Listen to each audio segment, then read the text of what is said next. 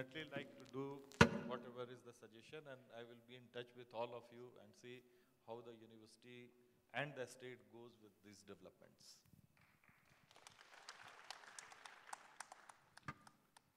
Assalamu alaikum. I'm Yasmin from DVFS, and actually I have two questions. And my first question is for Mr. Deepak Parikh. That our state has number of private sector banks, as you can take example of HDFC Bank, but their CD ratio is very low. As you said, it's only 40%.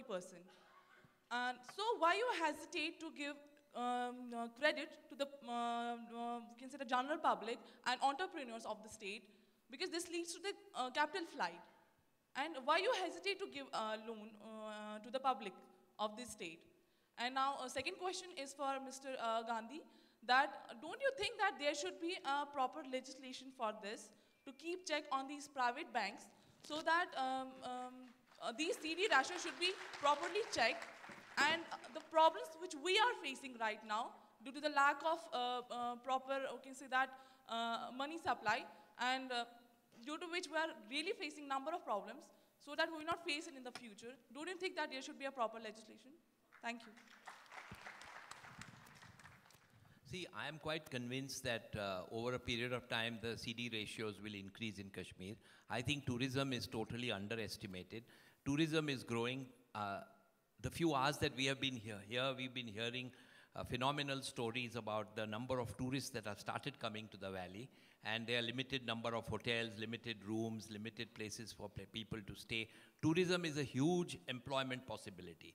If people are starting tourism agencies, tourism facilities for tourists, I think the financial institutions will be more than happy to give money. And it's not that we are shying away from giving money, it is a proposal has to be viable. If we get unviable, a bank has to lend and collect the money. And if our people over here, it is empowered, our branch people here are empowered to give loans. If the proposal they find is viable, I'm sure they will give the loans. Only thing is that if they're not viable, if the income streams are not there, then it's very difficult to lend money, because we have to collect the money. But tourism is one area which can grow rapidly, and tourism creates large number of employment, whether it is guides or whether it's tourist buses, cars, a huge amount, apart from the bigger picture, the hotel industry.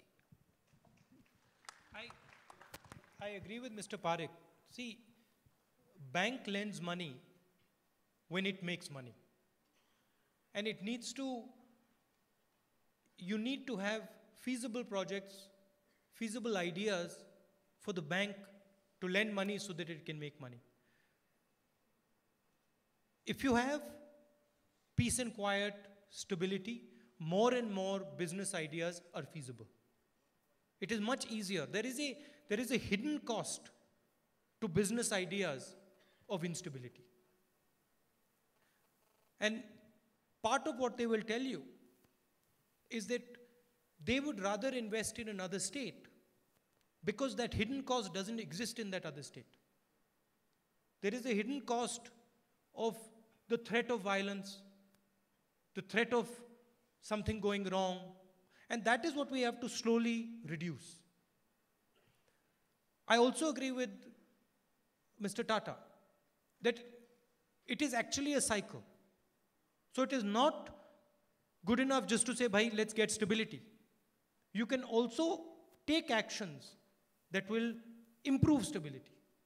You can take preemptive actions that will actually improve the situation. And I think this is one such action where we are having a conversation with you.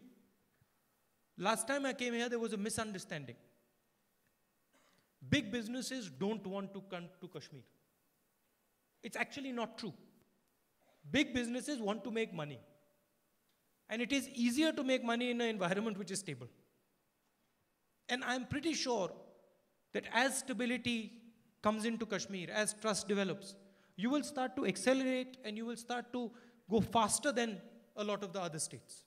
Because you're very dynamic people, you're very capable people. So I don't think a law is necessary. Thank you. I think we have a question from faculty now. If I might just add to that point, sometimes it's difficult to legislate for everything that is required. You know, over a period of time, enforcing the unenforceable becomes a problem. So by creating that legislation, you'll probably drive the business away from here, then let the environment change to bringing about the change that is required.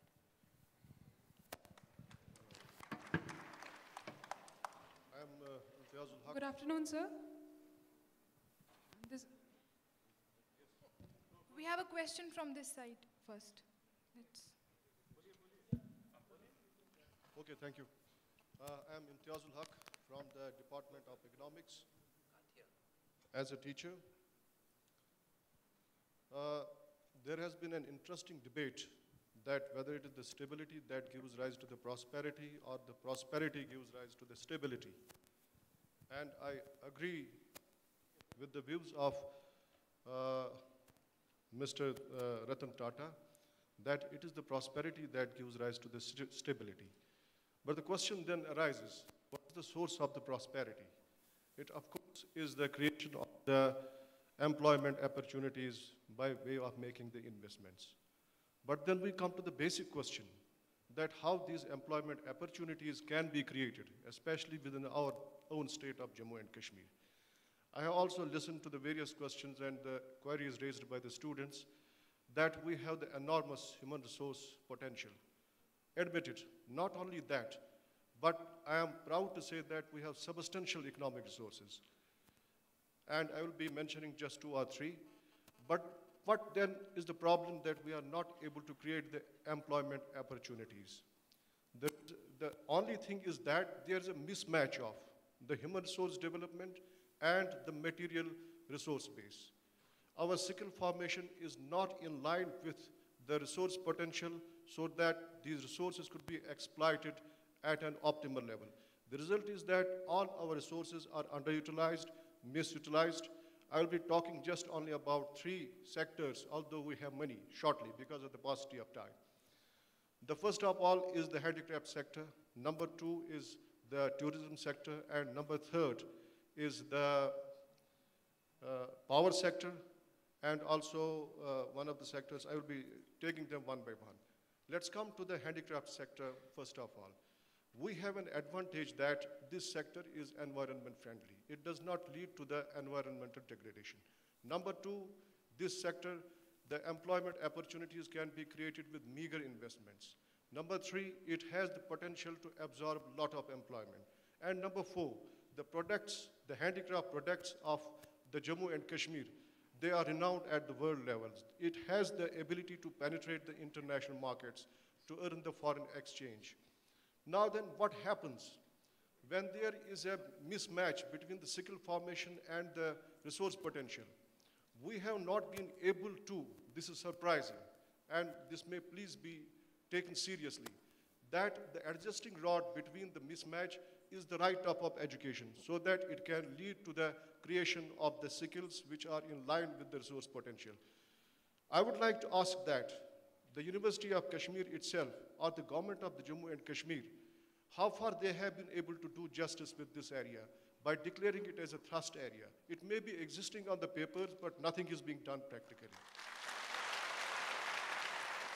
I would like to ask this August gathering that how many departments and the institutions we have established, especially the departments producing the graduates and postgraduates in the business management, etc. Do we have produced any MBA student having a specialization in the handicraft sector itself? The answer is big no.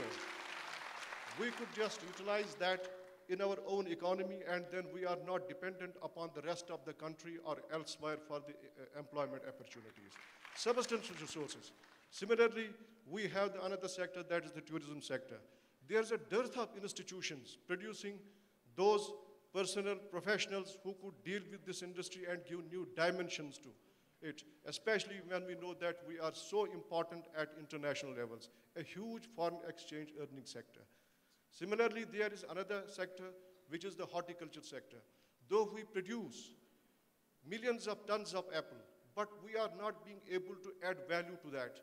We have not set up a chain work of the food processing agro industries with the minimum of the investments. And what is unfortunate that our education system does not provide the graduates and postgraduates with those qualifications, with those skills, who can take up these ventures.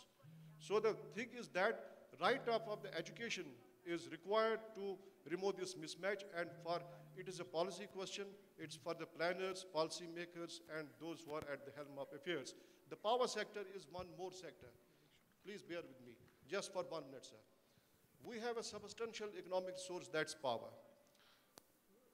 generated from this water.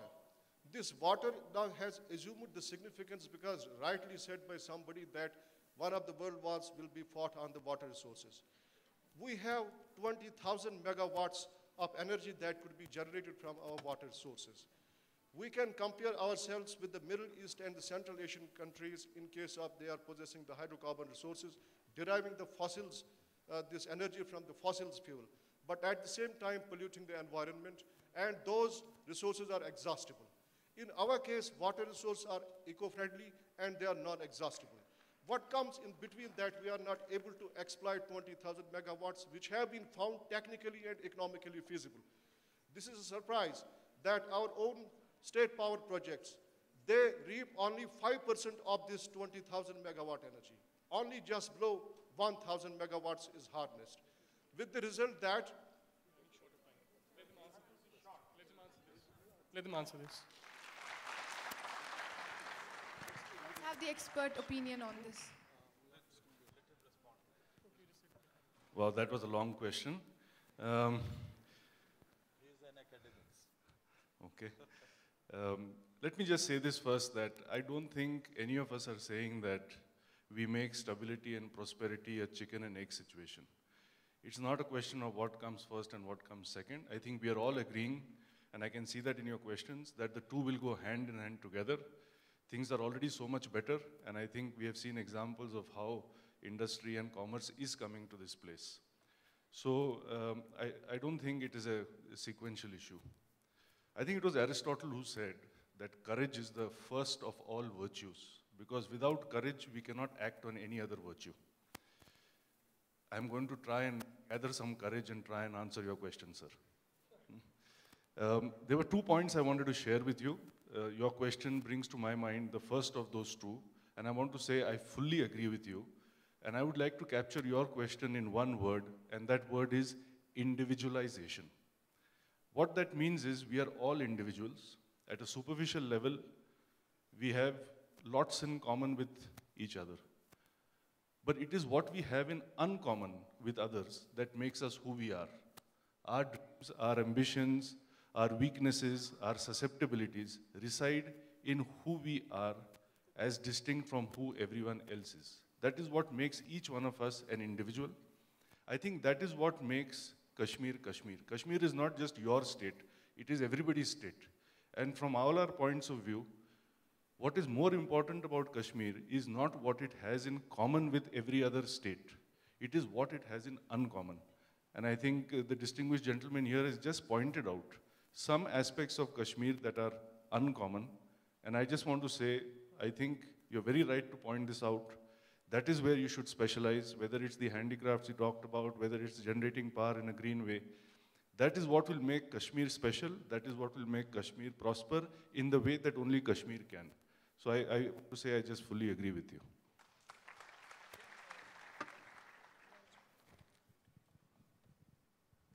I'd like to add to that, and also like to say that unfortunately we have to close because students have to go for namaz on Friday, so we're not going to impinge on that. But I'd like to just conclude by answering that same question. And I'd like to do it from the mic.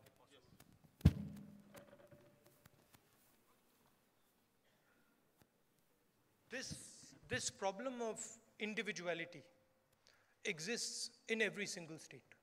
Whenever a government makes a policy, it makes policies for large numbers of people. And we find that, for example, our education system, very, very focused on engineering, lawyers, doctors. Today, some youngsters came and saw me doing stuff that is not related at all to engineering. And there is no space for them. So they feel, well, if I'm not an engineer or a doctor, there's nothing. I was just now talking to Mr. Parikh, and he was telling me that our education system is basically not training people for jobs. It is training people, and then there is a space left where others have to come in, and that's what Team Lease essentially does, is fine-tuning. You have great strengths. All Indian states have great strengths. You will only be able to take advantage of these strengths if your voice is heard, if there is a conversation.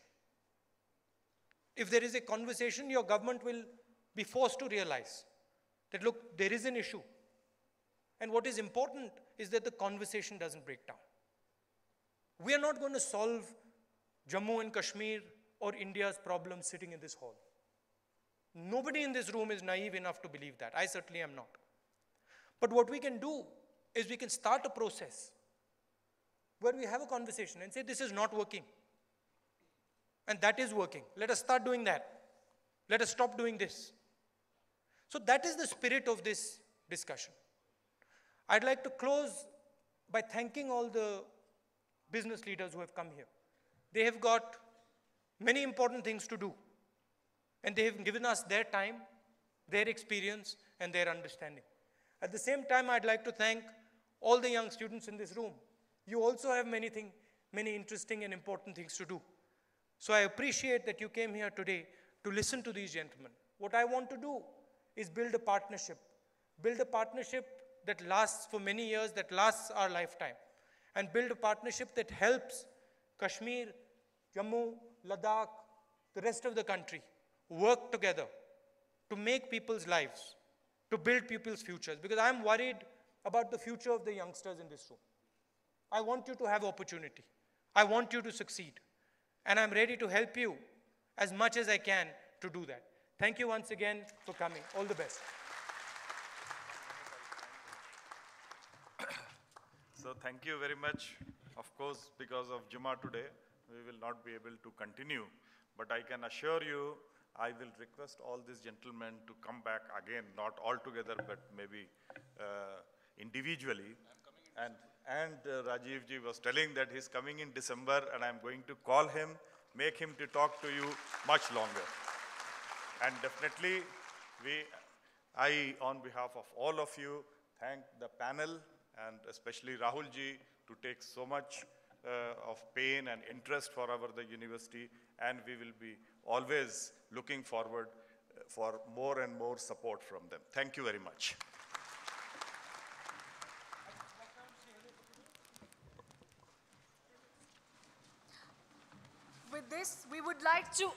With this, on behalf of University of Kashmir, we would like to extend our gratitude and thanks to Mr. Rahul Gandhi for fulfilling his commitment and making it possible for the dream to become a reality. So let's hear for Mr. Rahul Gandhi.